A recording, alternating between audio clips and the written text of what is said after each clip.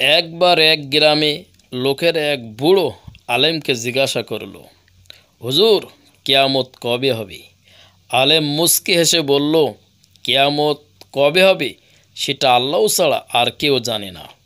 ফেরেশতা, নবী, এমনকি কেউ বলতেও পারে না। তবে কিয়ামতের আলামতগুলোর আমাদের সামনে আসছে।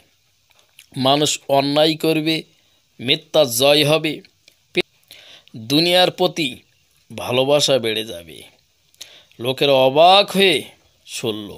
তিনি আরও বললেন, তুমি কিয়ামতের তারিখ জানতে চাও, কিন্তু ভেবে দেখেছ কি তোমার মৃত্যু হলে সেটাই তোমার কিয়ামত। তাই আজ থেকে নামাজ, রোজা, ভালো কাজের মাধ্যমে প্রস্তুতি হও।